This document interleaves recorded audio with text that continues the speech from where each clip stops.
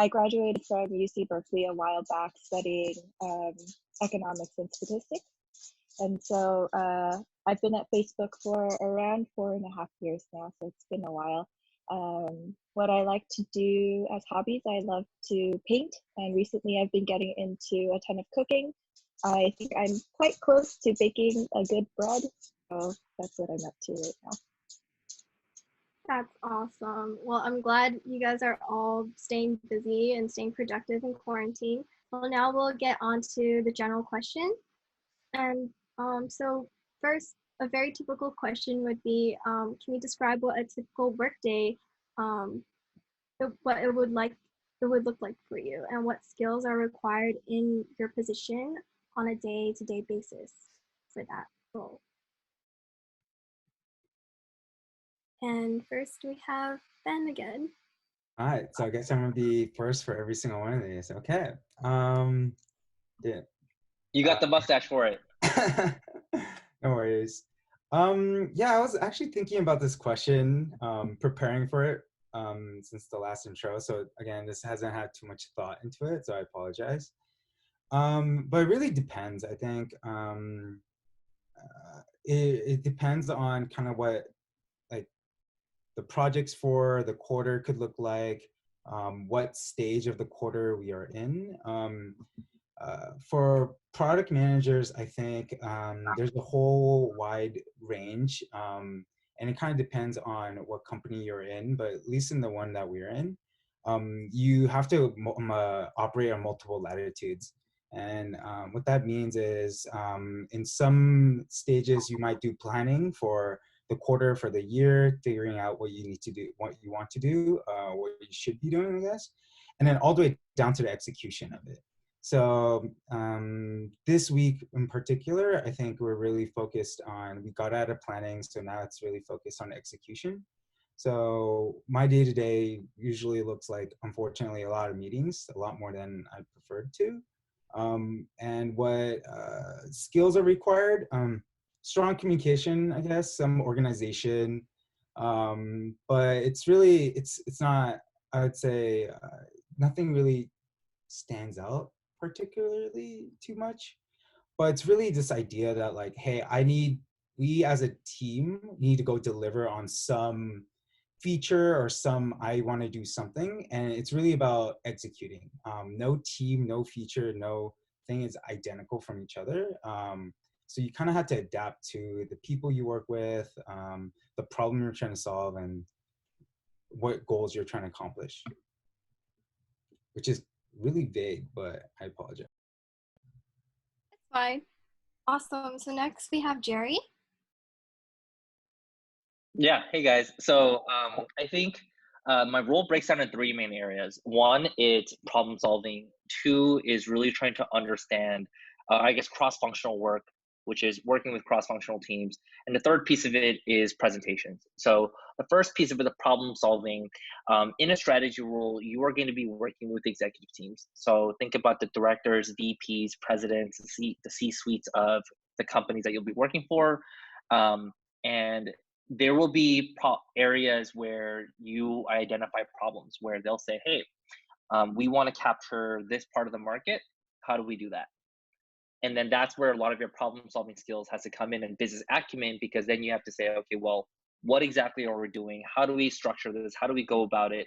But more importantly, break it up into bite-sized chunks so that then you can convert those bite-sized chunks into actions. So an example of this would be, hey, let's think about the way that we incentivize our sales team. How should we incentivize them? Then you'd say, okay, well, what are the behaviors that we'd want to drive? How do we know those are the right behaviors? And then how do you make sure you kind of put those two together to make a decision on the behalf of the business and then run with it? And that leads into my second point, which is more around the cross-functional collaboration. The cross-functional collaboration is like, if you think about every group project that people have done here, right?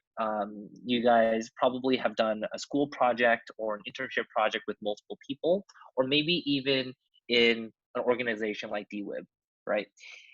You're gonna face challenges of saying, hey, who's gonna do what? How do we make sure everyone's running at the same pace? Because if sales and marketing are ready to go, but you're not, then you don't wanna be that blocker. And so how do you make sure everyone's kind of running in the same direction at the same time, at the same pace, is what the cross-functional collaboration looks like. So a lot of meetings, a lot of documentation, a lot of making sure that you communicate as much as possible is that piece.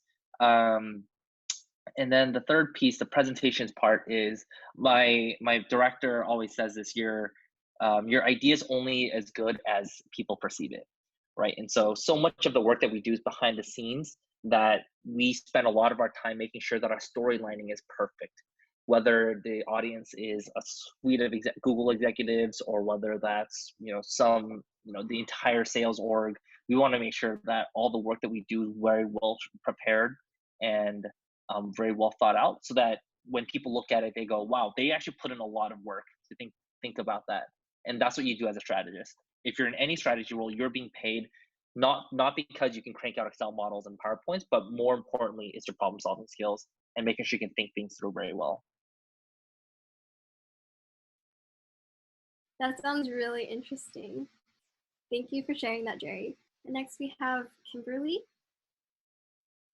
Okay, so before I dig into what a typical day looks like, I think it might be helpful just to give an overview of what marketing operations is, just because from what I've seen, it's a fairly new field. A typical marketing team in a technology company is the team that runs campaigns through events, or running the company website, or sending out emails with the common goal to bring in potential customers for the business, right? So the marketing operations team is going to be the backbone of that team to make sure that the marketing team has the tools that they need to do their job.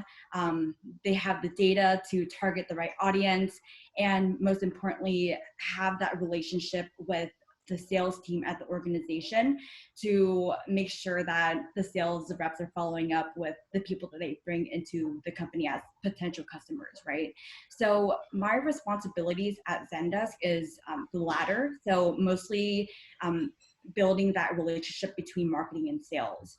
I mostly focus on building out the rules and the processes to make sure that sales reps are speaking to the people that have that are the highest priority and most likely to buy our product or buy our software. Because a lot of people visit websites, and a lot of people go to events and things like that, but our sales teams don't have the bandwidth to follow up with every single person, right? So there has to be some systems and processes that help filter out those people. So I would say a typical workday for me would be a combination of working with my internal marketing operations team. There's 7 of us at Zendesk right now, and I really lean on them to help talk through some of the problems that we see throughout the week. And another part is working really closely with sales reps and sales managers.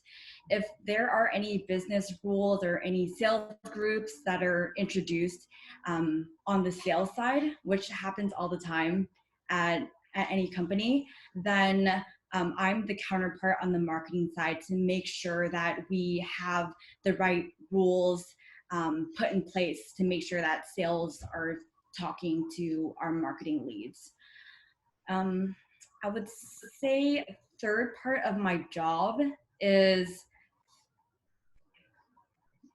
having that relationship with our third-party vendors. So I mentioned earlier that the marketing team uses a lot of tools to run their events or run the company website and things like that.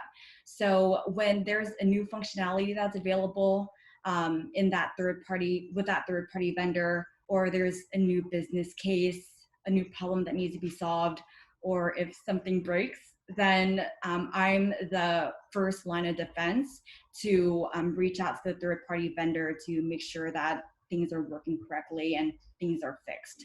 So I would say that's a typical workday for me. Not as many meetings as managers, luckily. It's mostly tactical work. you know, mostly responding to emails and support tickets and things like that, and building out those rules in the back end. So working a lot with the systems. Some skills that I've seen most marketing operations teams use is mostly Salesforce, or any CRM tool. And I would say that is probably the common tool that's used across all sales and marketing roles. Having that basic knowledge in reporting and building dashboards would take you really far in this type of field. And using Excel, Google Sheets, and SQL is really helpful for the data management part of it as well. So I would say those are the main skills that are important in my role. Awesome. Thanks for your intro on product marketing too, Kimberly. And now we have Yvonne. Hi. Oftentimes the TPM role is very different across industries. So I can probably tell you a little bit more about what it means at Facebook. So at Facebook, what a TPM usually does and what we're charged with is if Mark told the company, all of Facebook, and said, we are going to focus on video calling for the rest of the next 6 months. What a TPM would do is they would try to figure out what products and what teams need to get aligned in order to execute on that program and execute on that strategy. And so there's a couple of dimensions that are necessary from that strategy execution. One is knowing your customers. So who are the people you need to talk to? Who are the people that you are trying to serve? But also, what is the product and what is the tech that needs to get aligned in order to solve that larger strategic problem? Finally, you also need to track throughout that program, making sure that all of the different products are lining up so that we are executing towards that strategy in the right direction. So oftentimes, while a product manager, for example, might be looking at one specific product, and a engineering manager or an engineer might be looking at one specific piece of tech that enables that product, a TPM looks across technologies and across products in order to solve a larger problem. And so oftentimes my day, at a single day, I probably sit in 8 to 10 hours of meetings, just talking to people and making sure that things are executing. And then oftentimes people say that like the role is dual, where you sit in tons of meetings for 8 hours and then you spend another like 4 hours writing, putting together documentation, putting together strategy docs. And so a typical day kind of looks like that. And I think the most important skills to have here is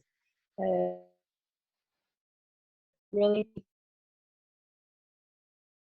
understanding steps as well as programmatic execution and building roadmaps and things like that. So a lot of soft skills with maybe some technical engineering skills as well. Thank you, Yvonne. And now last we have Peggy.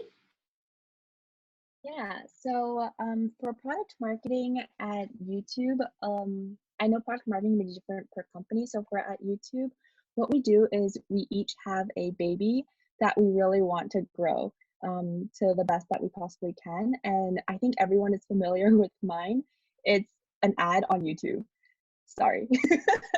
I love it if everyone would not skip before 6 seconds and continue watching. But essentially, I am that skip button. And something so little actually has such a huge role within the company. So a lot of the times I'm working with a lot of cross-functional teams to understand when are we delivering our next feature, what story are we telling, what is the narrative that we're writing, whether it's for events or internal sales meetings. So I work and partner with product, with sales, with even legal sometimes, our events team. So I'm kind of someone that touches a lot of different fields. As long as anyone talks about my product or my baby in their narrative, in their setting, I will be plugged in somehow. And so I think that leads to like one of the main skills that is really important is understanding how to communicate and talk to the different folks in the different teams, because the language you might talk to product managers are different to what you would be talking to other marketing teams and other sales teams. They just care about different things, and you would need to cut to the chase to what they care about. And that also comes in a lot where we actually write a lot of the blog posts, a lot of the scripts.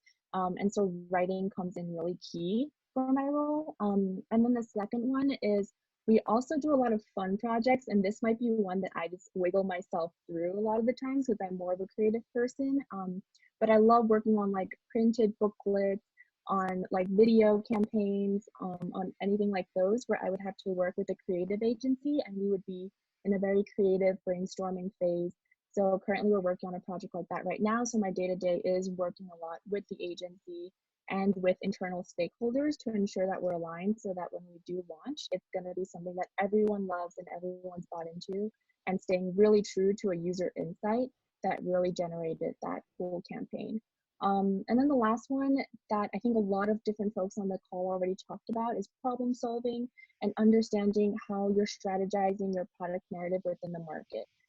Because to make something grow, it's definitely going to take a lot of different hands and not just one PMM. So understanding where the marketing strategy plays in, where does the product need to be, how is sales already talking to their customers, and so being in a lot of those collaborative meetings to come together and write a succinct strategy for how we're gonna go to market and who needs to do what. So it's definitely a lot of reaching out to different groups, working with different teams, but also some technical and some really fun creative work, which is what I love about my job. That sounds really amazingly creative, Peggy. Thank you for that. And due to time constraints for the next questions, let's keep it at around 2 minutes per speaker. And the next question would be, what is the advancement potential in your field? And what is the typical path, if there is one, for that? And again, we'll start off with Ben. Yeah, I'm getting used to being first now. Typical advancement in our field. So I guess I think when I look at end goals and where you can go, a lot of the building blocks, or a lot of the things that you learn as to be a very good PM, actually leads to a lot of like head of products or head of organizations or missions at a lot of places. For example, a lot of like the head of Instagram or head of Facebook, a lot of them had very large product manager backgrounds. And even to extrapolate that a little bit further, it's a lot of the skills of being a very good PM actually translates to being a founder very well. A lot of the problems that you're trying to solve, a lot of the things you want to accomplish can stem from just the idea of like, how do I get someone to build a feature? How do you build a feature that people will use? Can translate to what kind of a product that you can build on your own and sell. So I kind of think of that as like the angle. What educational preparation can you do? Do you recommend? What's interesting is like, even though a product manager is a pretty common, like a common role that a lot of people know about, there's actually no direct path there. Not many, there's no product management courses that you can take at undergrad. I think maybe Stanford's the only one that offers some resemblance of it, but there's a lot of varied paths to get to a product management role. And there's no typical one. I think there's some companies like Google where they tend to, and Microsoft, they tend to have more engineering backgrounds. But like looking at the product management team at my company and at the company I worked at before at Square, they were very diverse. They had ops backgrounds. They had some knowledge of technical skills, but really it's pretty diverse. So I'd say like to get there, or what's the question? In educational preparation, it's just to get familiar with different types of products and features that you're working with, and different types of solving different types of problems and accomplishing different types of goals. Awesome. Next up, we have Jerry.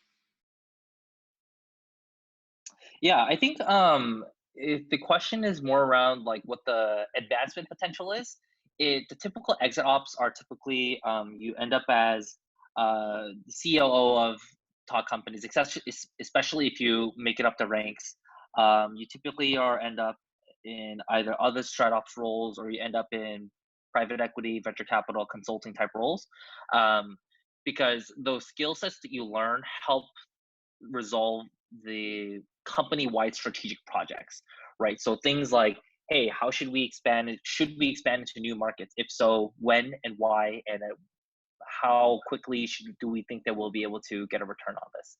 And so it's being able to tie in a lot of your business acumen with what's going on in the market, draw those parallels together and say, hey, yes or no, and having a point of view on that.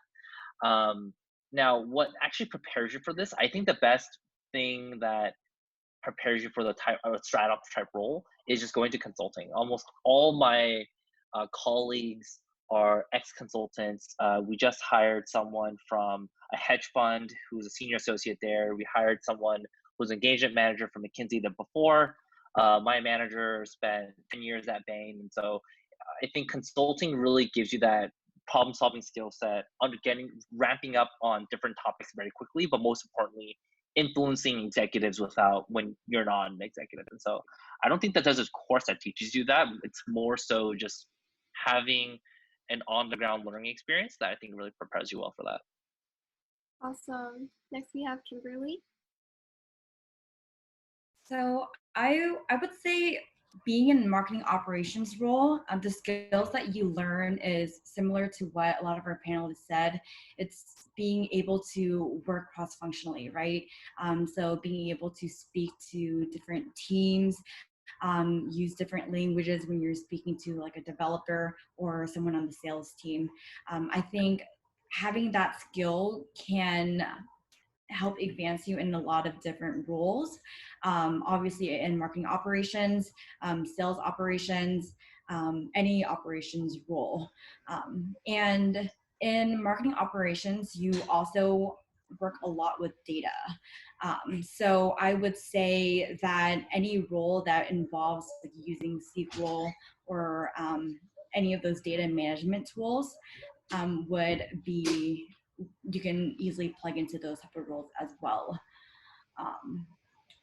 In terms of the typical path, I would say for marketing operations, you usually work your way up from an analyst to a manager, senior manager, and things like that.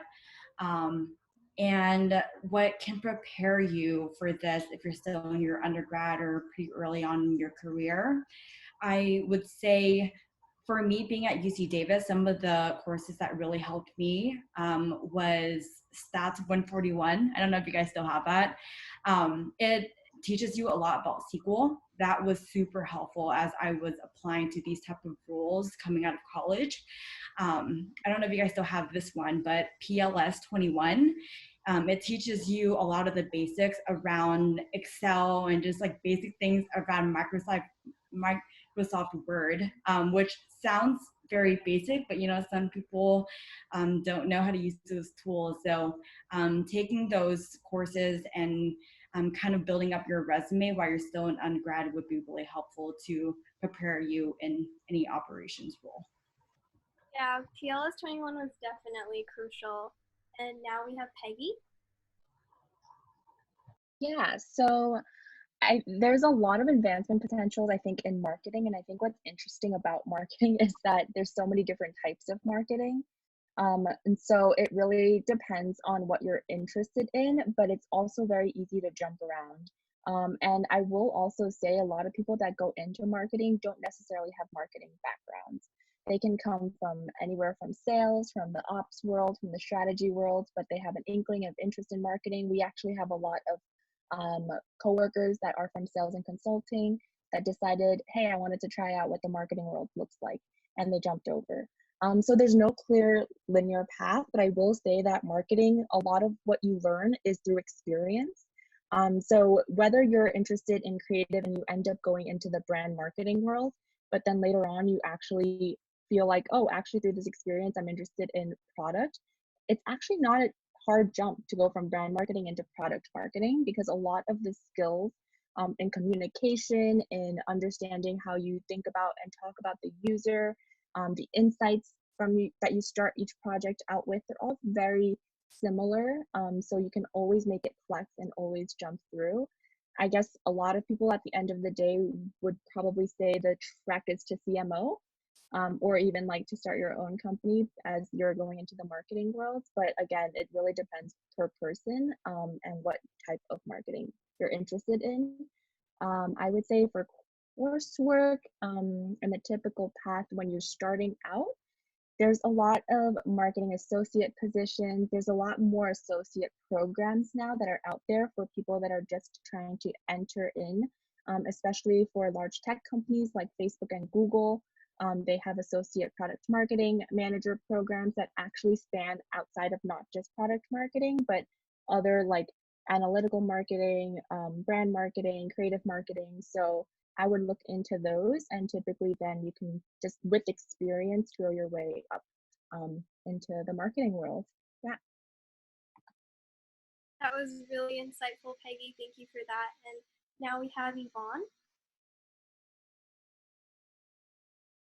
So kind of like what Ben was alluding to earlier, a lot of what the traditional path for a PM might differ from company to company. Specifically for a technical PM, usually they do look for somebody who has a bit of technical background, who understands systems design on an engineering level. Usually you'll find a TPM when the product itself is highly technical. So I work on a lot of data infrastructure systems and machine learning. And so those kind of systems and those kind of products just lend itself to somebody who has a more technical background, who can guide the team in that right direction. So depending on the product, or depending on the product that you want to focus on, the training might differ a little bit. So my training is in data, and so that really helps me in working on a data product. However, I think one of the skills that is extremely useful and cross-cutting across any PM role is going to be problem solving and trying to break down a larger problem into smaller pieces.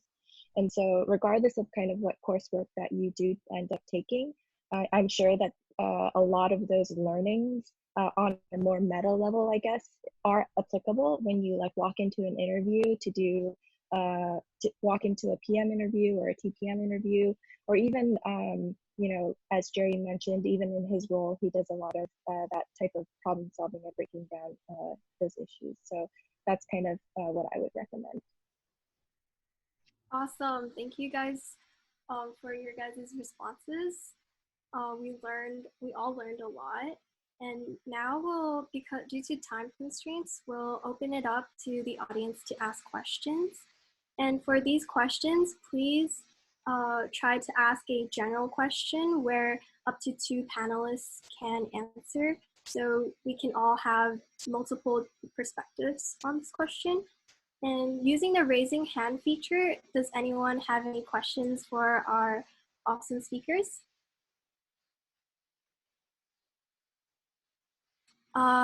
Angela Ron, are you able to unmute yourself? Hi, my name is Angela, and I just wanted to ask, I'm about to graduate from undergrad from UC Davis, and I was wondering if anybody had any advice or what do they wish they knew when they're 22 or about to graduate undergrad, career-wise, anything. Thank you so much. I can take this one. Oh, go ahead, Kim, please. Okay. So I would say advice that I would give is to think about the entire package when you're applying to jobs and accepting your first couple roles.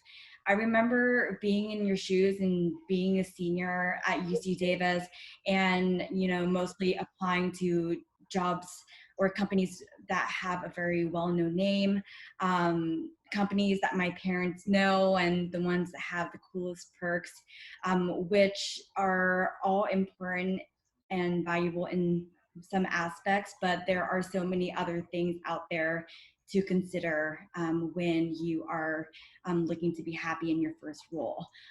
Some of these things include, who your manager is going to be. Is their management style going to fit with how you work? Your teammates, are they people that you are going to enjoy being around? You're going to be with these people for 5 out of the 7 days of the week. It's a huge bonus if you're able to enjoy your time with these people. Having a mentor, whether that be your manager or someone on your team, having someone that you can ask career advice and someone that inspires you is super valuable to have early on in your career. And things like 401k and insurance. I know being young, those things might, you might not think about that stuff early on in your career, but the sooner that you think about it, the sooner you can start building for your future in the long run. So my advice would be to just think about the entire package when you are applying jobs. Awesome. Jerry, did you want to build on that question? Yeah, if there's one thing that you guys should know about the recruiting cycle, especially as someone who has have never even thought about having the opportunity to interview at Netflix, Facebook, Spotify, Snapchat, Microsoft, LinkedIn, is using the platform LinkedIn as a tool to connect and network with others is probably one of the most underrated tools there is out there today. Out of probably every 100 invites that I get, on average, I'll get 5 personalized invites. Out of that 5, you'll probably get 1 invite who's actually done their homework, looked at my profile and says, hey, I've seen that you've came from an analytics background. I see that you're really passionate about helping others. I'm curious to hear how you're able to balance that with your current workload and doing consulting work on an average day, right?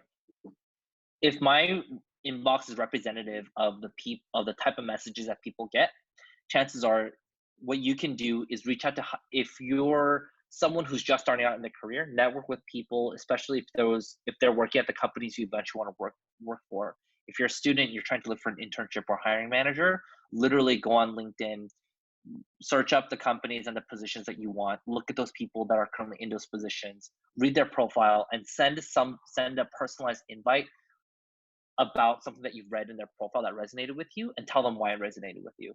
I guarantee you, if you do that alone, it significantly will start planting those seeds it'll exponentiate you being able to plant those seeds for future opportunities, or even just opportunities that you're looking for today. Awesome. So on to our next question, Zuting.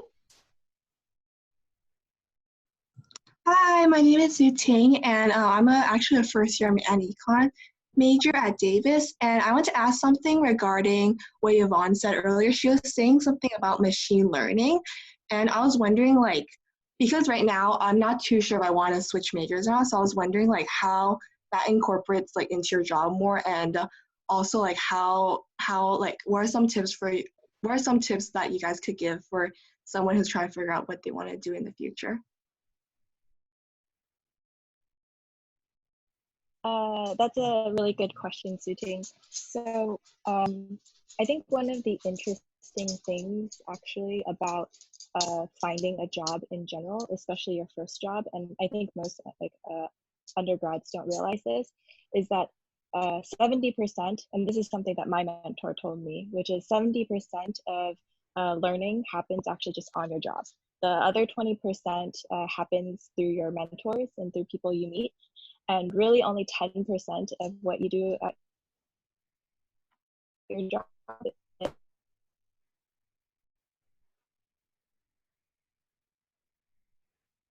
is your educational. What I'm looking for is not so much your educational background or your skills, but your interests.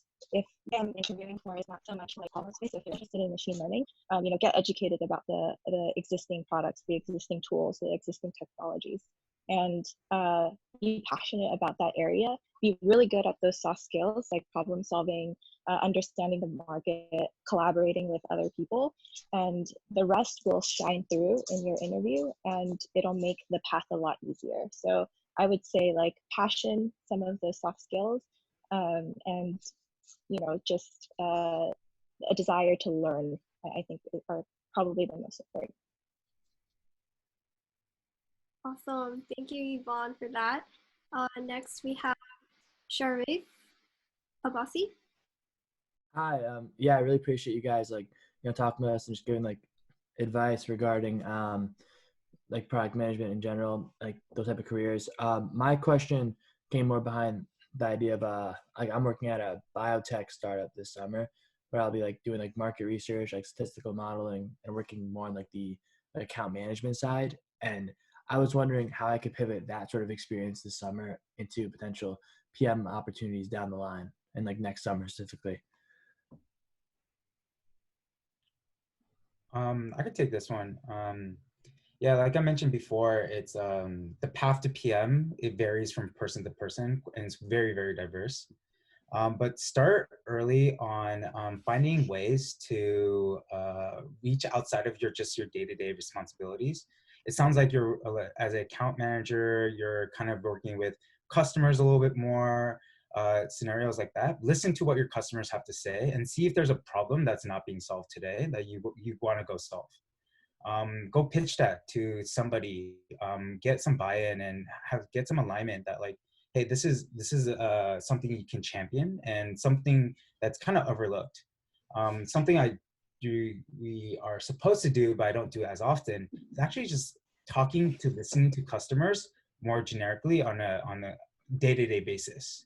And that's where I think I really value some of the insights that I get from other members who interact with customers more often or more frequently than I do, to really understand their perspective and their ins and outs and what problems we can go and solve them. And you'll find that there's a gold mine of things that the business just doesn't realize or know about. And then separately take the initiative to just go try to figure out what the right solution is. Have a strong hypothesis on, to solve this problem, you can solve it this way, and find an early way to test it, whether that is building screenshots of something and showing it to people, or getting some early feedback that way. You don't really need to build a feature to get validation that something will work or not work.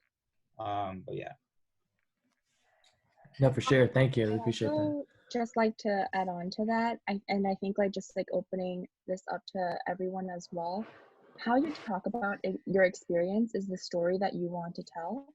And I don't believe that there's one experience where you can only come out with 3 bullet points for. There are always multiple bullet points that you can say that will wrap up your entire experience, to cater to the role that you're trying to go for or that you're trying to apply for. So if it is a role, let's say that you're going to be in the biotech world, but you're still going to be talking with different product teams, or you're working cross-functionally and looking at research and coming out with insights, and then using those insights to activate something larger, that's also relevant information and experience that you can highlight. It's just that you're choosing different points of your experience to highlight that fit and tailors for that job. And an easy tip that I use for this is I would just pull up a classic job description or job requirements for, let's say, a PM role. And I would look at what they're looking for, what are the skill sets that they're looking for, the job requirements, etc., and see if I can get that in my future internship, or if I can talk to my manager during the internship to be like, I'm really interested in this career path. Are there ways or projects that I can get on to build these types of skill sets? And then at the end of the internship, assess your bullet points, right? I always like to jot down all of the things I've worked on, and then at the very end, compare and contrast and see what I can call out more. What are the different projects that I worked on, the different skills that I've actually adopted, and then tell that story through your bullet points. And you can craft multiple different resumes for the job you're applying to. It's just really about how you write those bullets. Right, no, absolutely. Thank you. I really appreciate that. Thank you, Ben and Peggy. And now we have Anthony Alfilan. Yep, that's me. Hi, a quick question. This is a general question: is how is the work-life balance? Was it what you expected right after college? Is it more than 40 hours a week, especially when starting out? Just wanted to get your experience on that.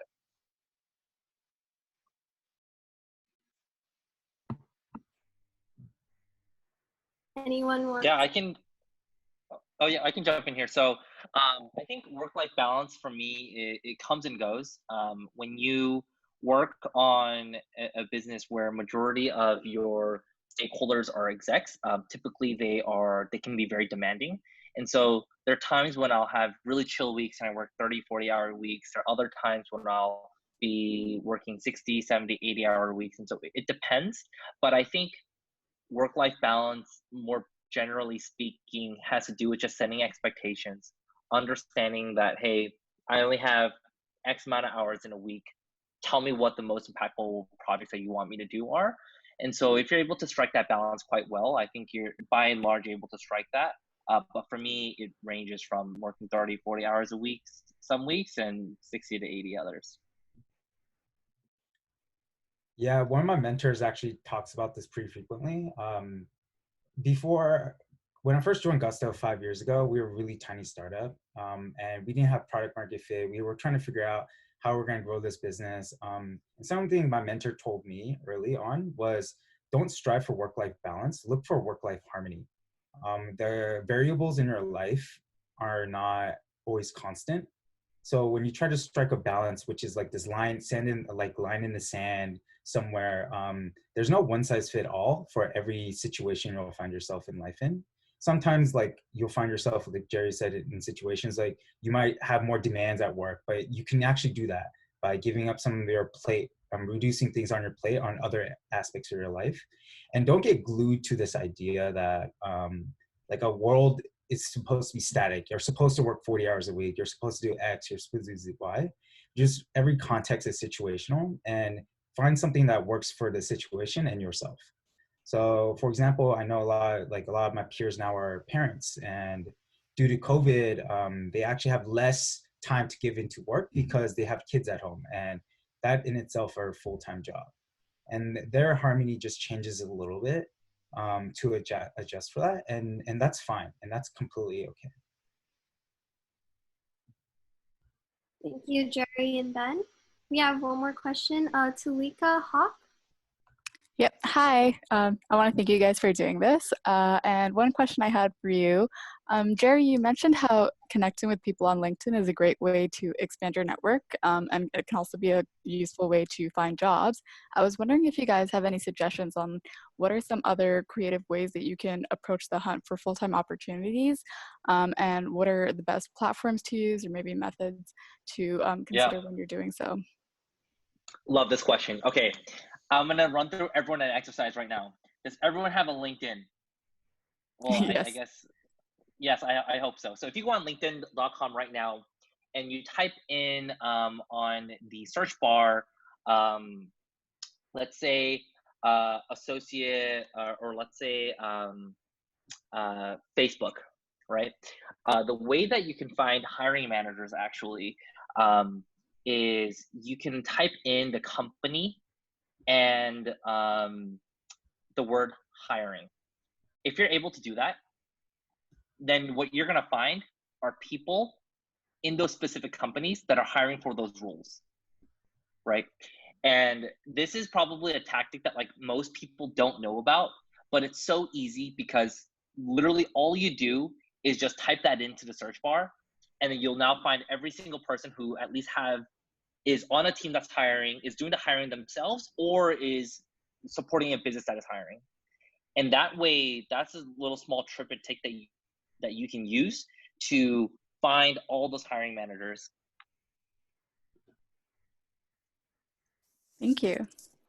I have a little bit to add on to that. So I remember when I was looking for roles in marketing operations, let's say, for example, I was looking at roles at Zendesk. What I would do is I would go into LinkedIn and type in just marketing operations at Zendesk. And what would come up is the entire marketing operations team. So what I would do is I would connect with all of those people, because you are only able to message people on LinkedIn if you're connected with them. So I would do that, and then connect with some recruiters as well. And once you make those connections, you'd be able to message them. And I would send them a quick message saying that you're interested in this role that you see is currently open. And I would say that's probably the easiest way to get at least a screening, because you'd be able to either get a referral from someone that's actually on the team already, or you can have the recruiter connect you with the hiring manager potentially, and at least to get your foot in the door. Awesome. Thank you, Jerry and Kim. Are there any other lingering questions from the audience?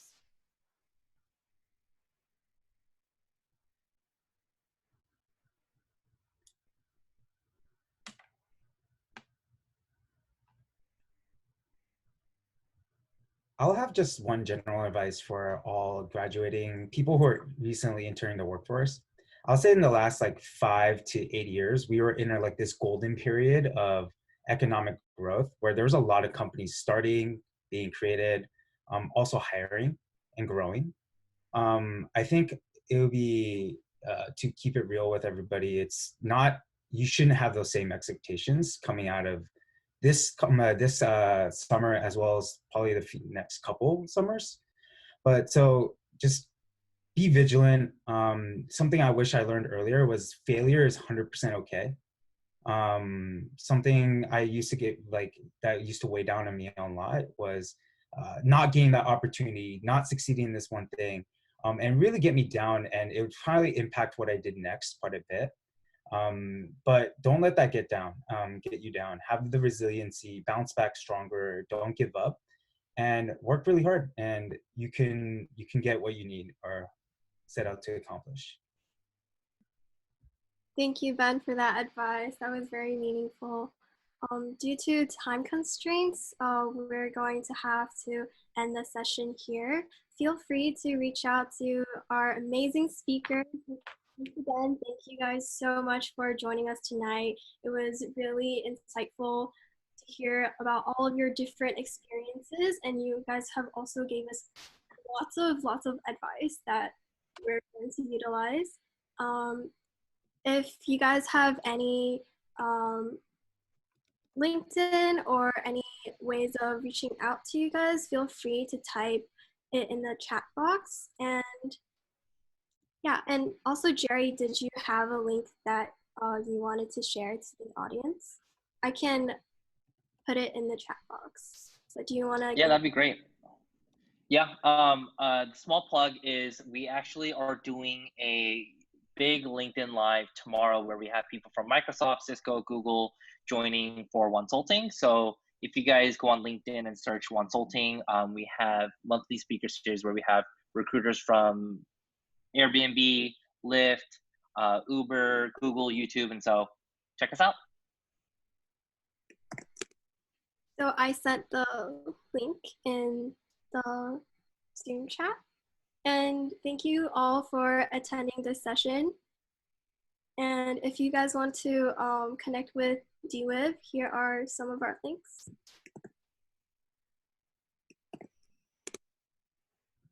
And thank you guys. I'll also send out my email. Feel free to reach out. I know that finding mentorship could be difficult, but it's always great to connect. So I'll leave my email as well in the group chat. Thanks for that, Yvonne. Thank you to all the speakers and everyone who attended. Thank you for having us. Thank you. Bye, everyone. Thank you so much for organizing. Bye. Bye.